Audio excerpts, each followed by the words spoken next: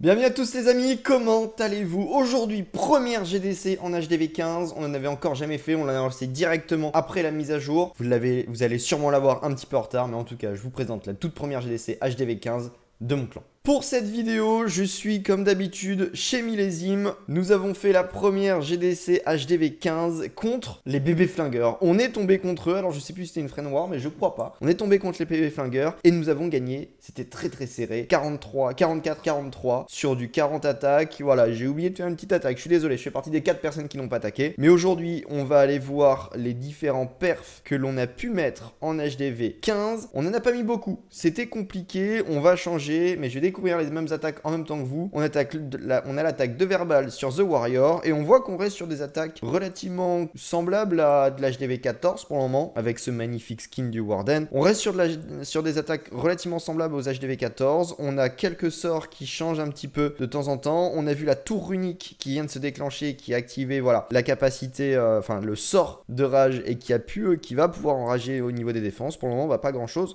On a la catapulte qui prend les défenses, on a le Warden Wall qui se déplace au nord et on a une attaque en Yeti Bulliste, Super Bulliste, pardon, ça devrait plutôt bien se passer. On a vu, ça fait un 3 étoiles, mais ce que j'ai bien envie de voir, c'est comment est-ce que cette tour va réagir. J'ai oublié le nom, mais comment est-ce que ça va réagir? Est-ce que ça va changer beaucoup de choses? On voit qu'il a 2 tours runiques de rage, on va pouvoir enrager au sud. Ici, il va lui falloir plus trop de temps, voilà, avant de recharger son rage. On a la catapulte qui, elle, de son côté, fait le taf. Bientôt, ça va pouvoir changer. La championne a été envoyée et va bientôt aller chercher. Hop, ouais, on voit le rage qui a été envoyé. Pour le moment, ça se passe plutôt bien. On a le CDC qui sort. On a toutes nos troupes qui sont au centre. On a eu le sort de saut qui a été placé. Sort de saut? Oui, sort de saut qui a été placé juste ici.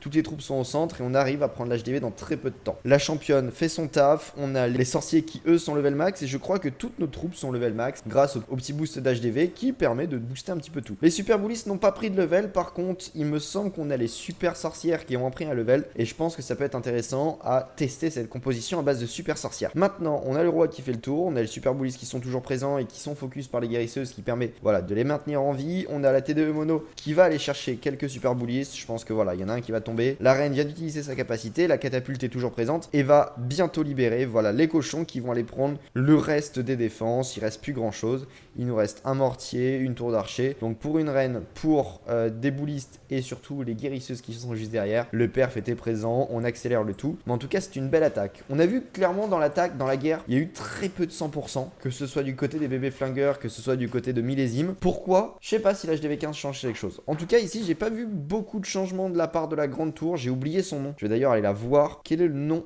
du monolithe? J'ai pas vu beaucoup de changements du côté du monolithe, donc à voir par la suite. On était donc pas en guerre amicale. Ensuite, ouais, du côté des bébés flingueurs, on s'est pas pris tant de perf que ça, et je ne me suis pas fait perdre 86%. On va même pouvoir aller voir la défense, pourquoi pas. Ici, on avait l'attaque de Verbal sur The Warrior, et on va voir l'attaque de Lucaro sur Xavier, voir comment est-ce qu'il attaquait. Il attaquait avec des sorcières, des boulistes, et voyons voir comment est-ce qu'il se débrouille. On n'a pas de monolithe cette fois-ci, donc en fait pas gros changement de ce côté-là. Par contre, on a les tours uniques qui ont été placés et nos héros sont level max. On va accélérer, il n'y a pas de monolithe. Je voulais voir l'effet du monolithe. On va donc pas le voir, pas grand changement par rapport à de l'HDV 14 pour le moment. Je pense que ça va pouvoir changer à gros level, donc peut-être d'ici un mois, on va commencer à avoir des grosses GDC full HDV 15. Là, on avait une GDC full HDV 15, mais c'était sur le papier, parce que comme on l'a vu, il n'y a pas tant de changements que ça au niveau de la puissance, la défense des HDV. Là, voilà, on est toujours sur de l'attaque en super bulliste, ça clean, c'est très fort. On a la catapulte qui fait le taf et qui libère les cochons, quelques Valkyries qui vont aller chercher la dernière catapulte, et voilà, le taf est là, le taf est présent, le 100% est là.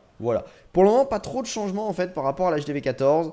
C'est principalement ce que je voulais voir avec vous. Est-ce que pour le moment, à l'heure actuelle, ce qui signifie on était le lendemain de la mise à jour? Clairement, on était le lendemain de la mise à jour. Est-ce qu'il y avait des différences? Non, pour le moment, il n'y avait pas de différence. Par contre, ce que je vais aller voir, et je pense que dans ce cas-là, on va avoir des différences, c'est dans le sens où, là, on a déjà un monolithe qui est level 2, donc déjà beaucoup plus puissant. Les tours uniques, je sais pas de quel level, mais en tout cas, ça commence à défendre. Et on a un HDV qui est déjà level 5, donc le petit Weros, il a bien avancé, et ça fait le taf. On a eu un petit foudre qui a voulu déclencher l'HDV.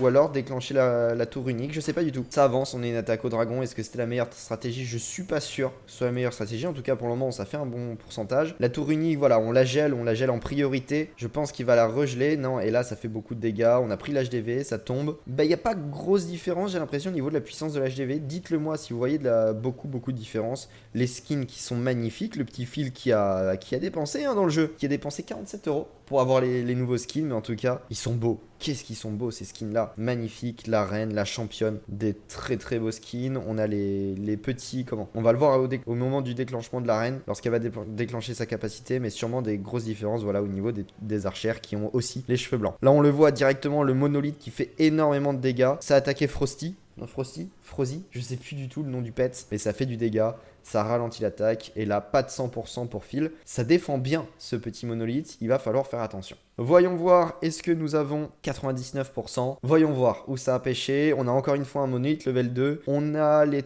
tours runiques qui sont une en rage et il me semble qu'il y en a qu'une où je ne vois pas les autres. Je ne vois pas l'autre tour unique, donc je pense qu'il y en a encore qu'une. Il n'a pas dû poser toutes ses bases, The House. En tout cas, beaucoup de tours uniques en rage, ça on peut l'observer, et on a une attaque, voilà, toujours. En super bouliste, ça a l'air de faire le taf vu que ça fait du 2%. Encore une fois, je vais voir comment réagit la tour unique à l'attaque. Est-ce que ça va faire beaucoup de dégâts? Est-ce que ça change beaucoup de choses? On avait un 99%, donc en soi, ça devrait pouvoir passer. Toujours les mêmes stratégies, pas de changement de stratégie par rapport à l'HDV 14. On a les mêmes troupes qui reviennent, les mêmes compositions qui reviennent. De toute façon, on va voir une évolution peut-être au niveau de la méta. On voit qu'au niveau des familiers, pas de changement ici du côté de Lucaro qui n'a pas forcément le nouveau familier. On a gel, voilà, le golem de glace qui a sorti. On a gel, on a capacité du warden afin de protéger l'explosion de l'HDV. Et là, on voit qu'on a gel directement le monolithe pour éviter trop de dégâts. On a le roi qui tank devant et ça fait quand même pas mal de dégâts. Heureusement qu'on a les guérisseuses qui permettent de soigner un petit peu les super boulistes. Mais on a pris la monolithe assez rapidement et je crois qu'elle fait partie des premières défenses qu'on a pris. Et il a attaqué sûrement de ce côté-là parce que la monolithe est un tout petit peu excentrée vers l'est du village. On accélère le tout, plus de changement par rapport à la HDV 14, c'est plus ce qui nous intéresse. Ici, la tour unique avait déclenché son sort de rage, donc pas de changement. On accélère, on essaye de voir. J'essaye de voir, voilà, si on a des petits changements au niveau des compositions. Pour le moment, pas grand changement. Pas forcément beaucoup d'utilisation de nouveaux familiers. J'ai cru voir Frosty, alors je vais l'appeler Frosty, mais je suis plus du tout sûr qu'il s'appelle comme ça. En tout cas, le phoque. Voilà, celui qui a un petit peu de glace. On va aller voir du côté des bébés flingueurs sur millésime. Et là, nous avons une utilisation de Diggy. Il me semble que c'est Diggy. Il creuse. Et sinon, on a toujours les mêmes familiers. Diggy qui est level 6 et qui est placé avec la championne.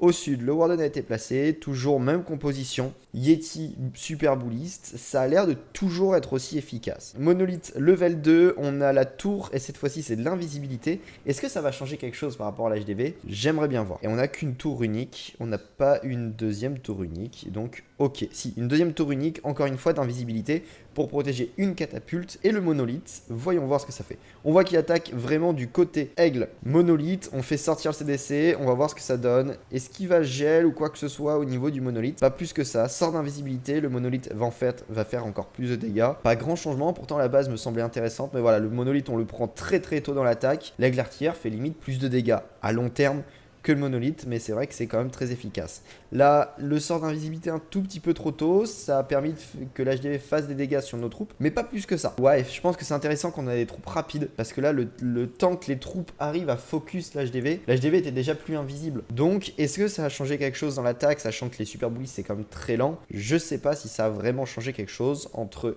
sans tour unique ou avec tour unique. Est-ce que du rage de autre chose pourrait peut-être être plus intéressant? Ce sera à voir, de toute façon la méta va se forger au fur et à mesure et on va pouvoir comme ça recalibrer les attaques, les défenses. Les villages sont pas du tout encore optimisés, en tout cas je le pense pas. Dites-moi si vous pensez que les villages sont déjà optimisés. Je pense qu'on a encore beaucoup de tests. Quels sont les meilleurs tours uniques? Quels sont les meilleurs placements de tours uniques? Quels sont les meilleurs placements de monolithes? C'est les deux gros changements défensifs. L'HDV il change pas énormément au niveau défensif. Il va falloir que ce soit plus puissant, mais en même temps nos troupes sont plus puissantes. Donc peut-être pas beaucoup de changements défensifs et du coup pas beaucoup de changements offensifs. On a Diggy qui fait un petit peu de dégâts et qui est intéressant. Dans le sens où dès qu'il se déplace, hop, il est protégé. Un peu comme les les mineurs, la reine est toujours là, on accélère en x4, c'est du clean. Pas beaucoup de changements du côté de l'attaque ou du côté de la défense. En tout cas, pour le moment, le temps que les bases ne sont pas max, pas énormément de changements de ce côté-là. On verra dans tous les cas d'ici quelques mois, quand on aura des villages qui vont commencer à se maxer. Le mien, il sera clairement pas maxé, ça qu'on se le dise dans un mois, mais pour le moment, pas beaucoup de changements au niveau des défenses. En même temps, on a encore des HDV 14, 14.2, on n'est même pas au point 5 pour le moment, c'est vraiment que le début. En tout cas, très bonne GDC, je me suis bien éclaté même si j'ai fait qu'une attaque. Ça me fait plaisir, on a pu tomber contre un bon clan français, donc ça c'est cool. N'hésitez pas à me partager vos résultats d'attaque et vos ressentis par rapport à la nouvelle mise à jour, ça me fait plaisir de partager ça avec vous et d'avoir une toute nouvelle mise à jour et un tout nouvel HDV à voir avec vous. De mon côté, je suis content vraiment d'avoir partagé cette première GDC HDV15 avec vous. J'arrive peut-être en retard parce que je vais pas la sortir dès que je l'aurai tournée. Mais en tout cas, je sais pas. Si vous en avez fait, dites-moi votre ressenti par rapport à l'attaque, par rapport à la défense au niveau de l'HDV15 et notamment si vous avez j'aimais un petit peu cette mise à jour, ça vous aura avancé par rapport à la HDV14. Dites-moi ce que vous en pensez, est-ce qu'il y a des différences au niveau de l'attaque, est-ce qu'il y a des différences au niveau de la défense et les compositions qui pourraient peut-être vous intéresser, de vous orienter plus par ça pour cette composition-là parce qu'elle va peut-être être plus efficace, etc. Dites-moi ça dans les commentaires ou alors venez sur Discord, on est actif dessus, donc on va pouvoir discuter. Moi je vous dis à la prochaine, n'hésitez pas à mettre un like et à vous abonner si vous ne l'êtes pas. Et je vous dis à la prochaine, sûrement lundi ou dans début de semaine. Je vous souhaite une bonne soirée. Bye.